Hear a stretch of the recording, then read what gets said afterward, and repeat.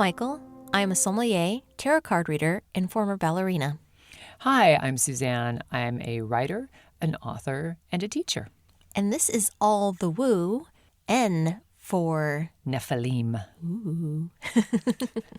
As always, we'd like this to be a safe space, a non-judgmental place where you can come and listen to our stories, experiences, and our own knowledge on these subjects. So whether or not you're woo curious or super deep into the woo, at the very least, we hope that you are entertained. What's the wine tonight? Well, for this particular subject, I am going to go with a wine that has an angel on the label. But there's a lot of wines that have reference to or angels in the name or all of that. So out of all of those... It is a heavenly substance. It is. That is true, actually. So what I'm going with is Purple Angel. This is from Chile. It is a Carmenere. I love a Carmenere.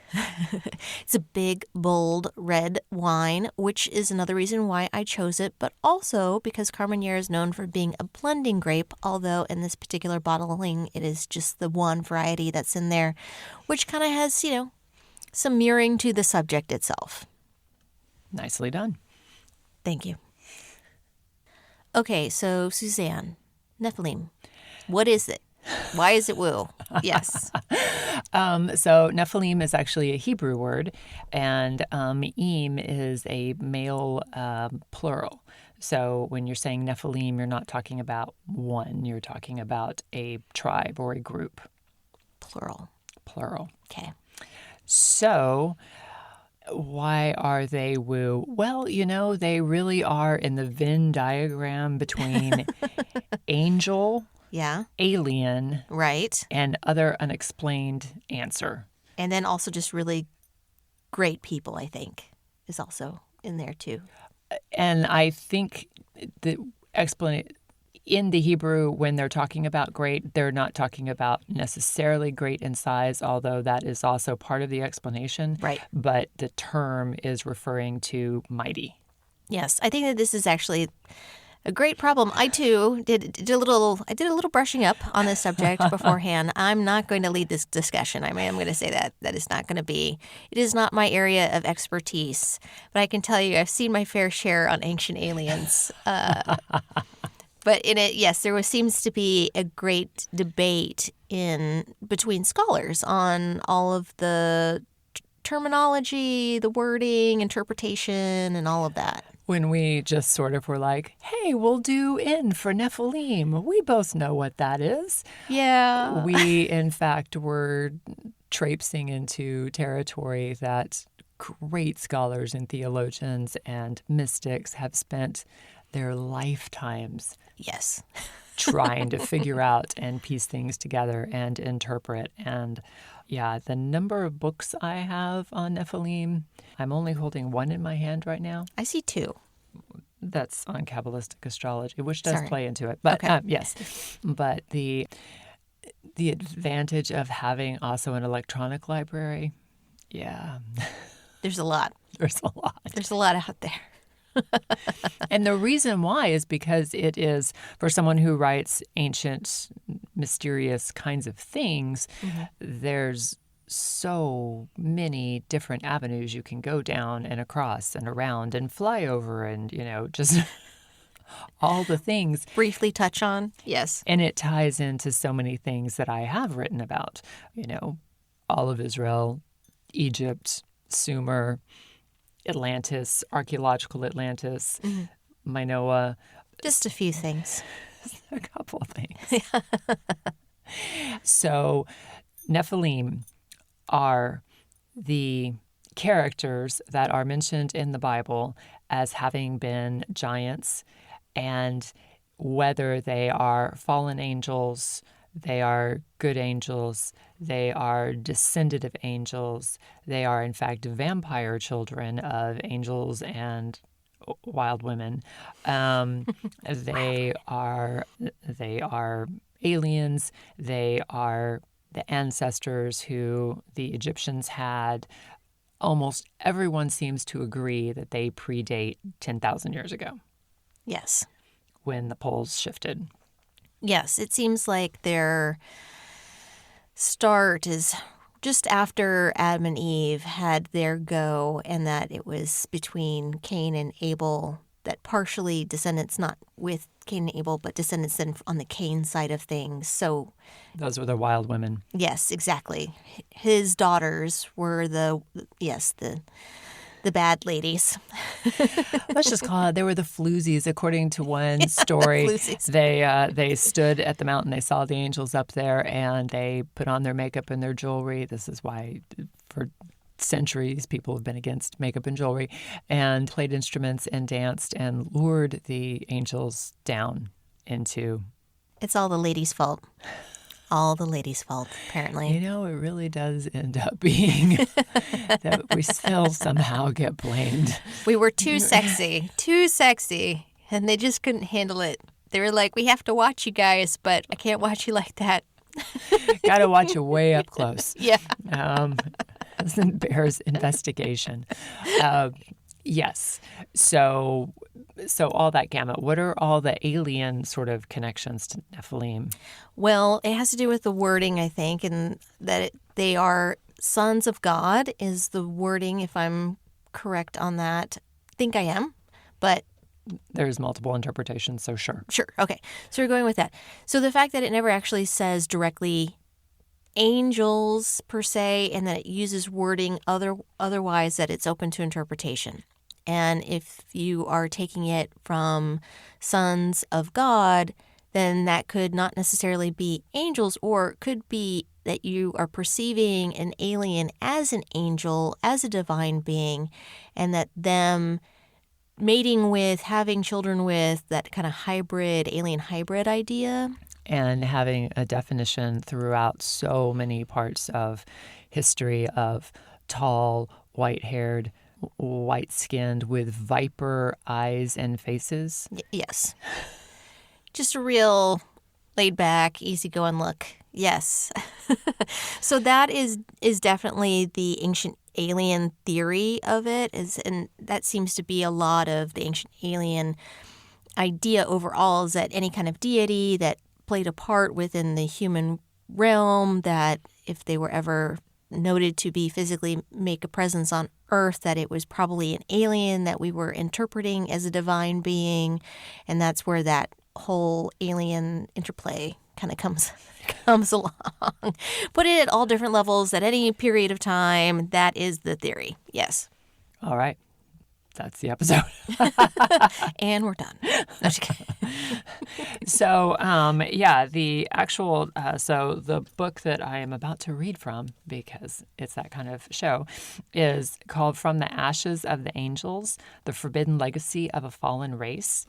And at the conclusion of a very long, extremely thorough chasing through almost every mythology on Earth, almost every location on Earth, he says, perhaps deep inside, each of us knows the truth about humanity's dark past, the cataclysms that befell Egypt's elder culture, and the fall of the Watchers, which is another topic. That's not part of the quote. No. Maybe it is this that has made us so want to obliterate it from our conscious memory for so long. Yet inside ourselves, we know. Somehow, fallen angels are important to our past, and at some point, we will have to address the problem they pose once and for all. In my view, there are only three choices. Either the Watchers, which he is using interchangeably with Nephilim, are incorporeal beings, divine messengers in the service of God who fell from grace, or they were simply the creation of our ancestors' deep psychological needs, fears, and desires, or they really did once walk the earth as beings of flesh and blood. The evidence is there. The choice is yours. Following it along with that, there was a definitive point that the Bible does say that the Nephilim were wiped out. And that has to do with an actual wiping out is in the Great Flood. But then that's one of the interesting things, because it says that, and then it says that they were in the land of Canaan. True. So this is where the vampire theory for me becomes really very believable. Okay, explain the vampire theory. And this has a lot of backing, but but just in my kind of interpretation of this is the Nephilim were submerged during the flood. Yes. And in Hebrew tradition, actually, one of the giants, because they were giants, one of the giants actually clung to the side of the ark, and Noah fed him out the window the entire time that they were in the ark. It's kind of a humorous picture that I'm getting in my mind, actually. Yeah, of the ark and this giant sort of just hanging onto the rope. Yes. Yes. But my theory is if they were already some form of undead, or they were already so twisted and contorted from the fact that they had become flesh eaters, they had become blood drinkers, which is part of that theory, that was a lot of why Sodom and Gomorrah were condemned, and why you had to cancel all of creation in the time of Noah, is because everybody had become cannibals and had sort of worked their way around to a form of immortality that we would know as vampirism. Okay. So what exactly was Noah feeding the... That is a fair point. So that particular, and I'm trying to think, he might have been the famous giant Gog, but he had promised that he was going to change his ways. And then as soon as they found dry land, he didn't anymore. But anyway, so the vampirism continued because they could live through the flood and not die. Okay. So that's why I think they are both wiped off the face of the earth and then also survived. Okay. For those of you who cannot see me, which are most She's of you. puzzled. No, I'm doing a thinking face. It's like, well, if he fed She one of really them... wasn't expecting this to come. Yeah, he was feeding one of them, but then there was others who were swimming their way and were undead. And I think they weren't even swimming. I mean, all they needed to do was just sort of sit at the, sit wherever they were sitting and just sit and wait. Just wait it out. Yeah. I imagined it at first when there was one that was, and I imagined him just like he can touch the bottom of the pool. Exactly. Just like, just walking around. Just keep walking. Yes, and the books that I have written about vampires but have not published about vampires, this is the origin story of them, and it makes them very scary because they can just kind of walk across the bottom of the ocean if they need to. That's a very Twilight, not what you're thinking, but the visual that I'm getting from that. There's actually a scene in there where they are crossing the ocean, and they are walking on the bottom of the ocean, walking through. It makes perfect sense. Yeah. And there's always fish there. I mean, if you don't have to breathe, and it's not that's not a thing. However, I've never figured out how to be heavy enough that they would stay on the bottom, but that's a whole other thing. Yeah, I have no idea. I don't know. Anyway, Nephilim. So there was this idea that they were giants, but not necessarily. There have been giant bodies found throughout the Middle East, and I think even some in the United States, that are claimed to be descendants of the Nephilim. And red-headed, too, I think is another thing. I don't recall reading that. I don't know. That's just something that I cannot tell you exactly where. In Michael's long history, it was a YouTube thing, but more than one. It was pretty discussed across the board about red-headed giants as being a thing. I don't know if it has to do with this. So you're saying Nephilim are Scotsmen? Maybe. I don't know. Or maybe they're saying that Scotsmen are descendants of. So that is an interesting point because Rosslyn Chapel, which is famously created and maintained by the St. Clairs, the Sinclairs, and very much Masonic, all kinds of imagery in it and that sort of thing. Well, they're Scottish. It's outside of Edinburgh. Yeah, that makes sense.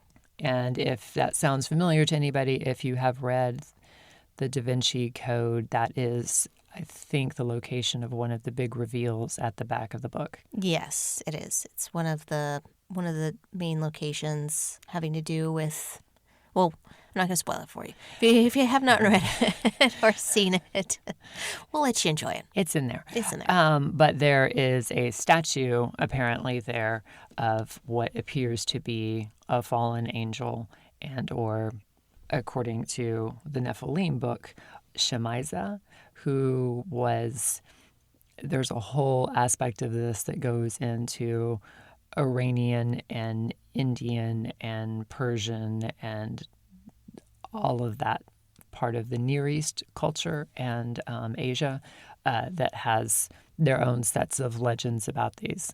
Lots of vampires. Vampire legends? But about the Nephilim, about sometimes they're called Deva. There were multiple religions. The Mithra legends kind of bring some of it back. The story of Perseus is another considered to be part of that whole aspect of the Nephilim.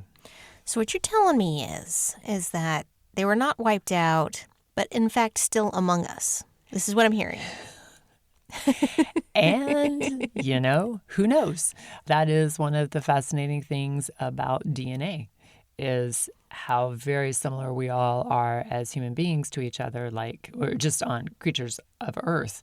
But what would somebody else's different DNA look like? Or is it they're just accessing what we consider junk DNA, which is so much of my favorite theory for so many things? Oh, yeah, the junk DNA.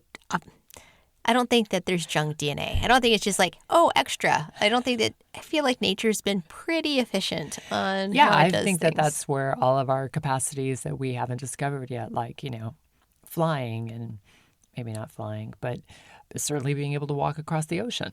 That would be cool. Those kinds of things, different ways of breathing, different ways of oxygenating our blood and using more of our brain and more of... and she's just looking at me a little bit like, I didn't know these things about you, Suzanne. I'm learning all new things right now. No, partly what's going through my mind right now is I recently learned that, so I have brown hair. Like if you look at me, yes, Michael has brown hair.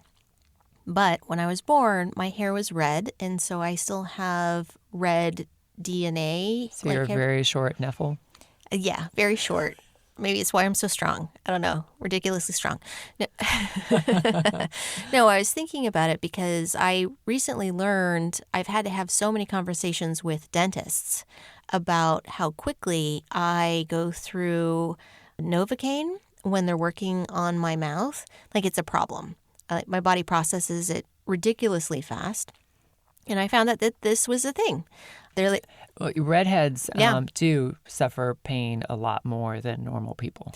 Yes, but also... My mother's a redhead. Well, and that's what I'm saying. This is what I've learned is that because I have that genetic DNA of being a redhead, even though it's mostly brown now, that part of it still stays with me, and the fact that my body processes the pain meds super fast. So majority of pain medications don't work on me. Mm-hmm. It's actually kind of a problem whenever I've had to have work done. I've had oral surgery that I was put under, and I woke up in the middle of it because it just wasn't enough. So I've learned to warn people ahead of time, like, hey, if we're planning on me needing to...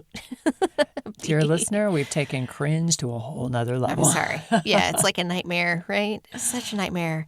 I really hope I don't That's have the most obvious end we could have come up with. Yeah, it's a nightmare. Yes, sorry if that really bothers anybody.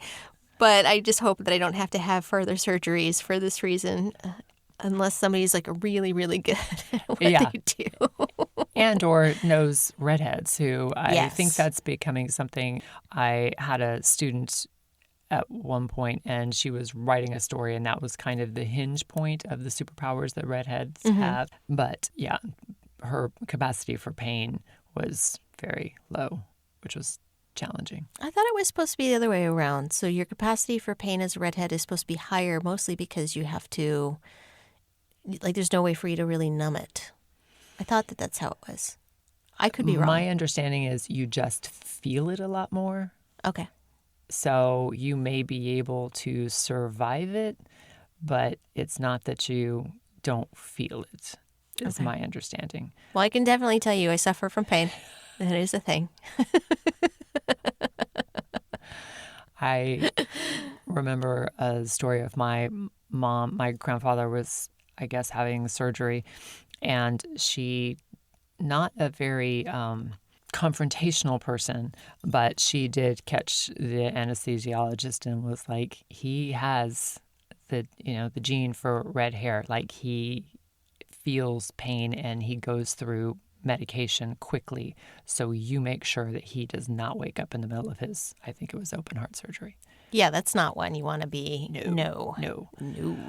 But the capacity for pain, I think is the word that we're looking for. Yes. Your capacity for pain is bigger than other people's. Yes, I think that yes, I would. The rest of us just get to pass out. I know that Suzanne has definitely, through my stories of injuries and things like that, definitely made. She's like, I don't understand. I had a piece of glass in my eye for a couple of days, but it wasn't a big deal. It was fine. Like, it is not fine. It literally happened too. So anyway, we've gone, I think, a little off topic. Well, we are still in, talking about blood, so there's that. There is that. But yes, Nephilim, why are they woo? I think we have definitely established that. Aliens, vampires, angels, wicked women, all the things, right? And ancient ancestors. Yeah. I think we've talked about the poles shifting. The Bible, so many other holy books, just legends. Put myths. all the things in there. Just put all the things in there and just shove it in there. And I'd have to say that kind of cover. Well, this is when we were about to come into our recording booth and we were discussing, like, okay, this subject, it's going to be hard to not cover all of these things because it really does come down to, like, do you believe that the angels were the aliens? Do you believe that the aliens were the aliens? Do you believe that the angels were fallen, or were they helpful, or were they helpful spitefully? Do you believe there were just a lot of really tall, long-lived people? So it is a crux of decision making when it comes to your level and flavor of woo that you are embracing. This is true. And how you perceive all these things. Because I know that not necessarily, it's how the story is told. It's who's interpreting it. It's all of those things and what you have a tendency as far as where you lean. But definitely, yeah. So are you going with, I'm putting you on the spot, are you going with aliens as angels? Probably. It seems very on brand for the aliens and for me. I don't know, both of those things. But I think the part that really doesn't sit well with me, out of all the things, the thing that doesn't really sit well with me. Viper faces. No, it's the wicked women portion of it. It's like, why did it have to be that they were floozies, they were loose, they were To be fair, tempting. the Bible did not say floozies. I know, they did not say floozies. But to And then there's say, other versions of that where the women are docile and sweet and the angels come down and give them all of these, in addition to how to, like, smelt iron, also how to make makeup and how to make jewelry and how to play instruments and all those kinds of things. Yeah, this is like where magic came from and astrology came from and basically like the Prometheus kind of idea. A little bit, yeah. But I think if you have just any concept of archaeology, you know that, like, the first thing practically that people do when they start becoming some sort of group or tribe or civilization or whatever, makeup and jewelry is like priority one. Yeah. Like, we're going to bury people, we're going to pray to something, and we're going to decorate ourselves. True. So I don't think the Nephilim can take credit for that. Probably. I don't think so. So I don't know if we've clarified anything for you or maybe just confused you more. But I think definitely been entertaining. Yes. There you are. And Nephilim. So next time we have O for oracle cards. yay. Next time on All the Woo.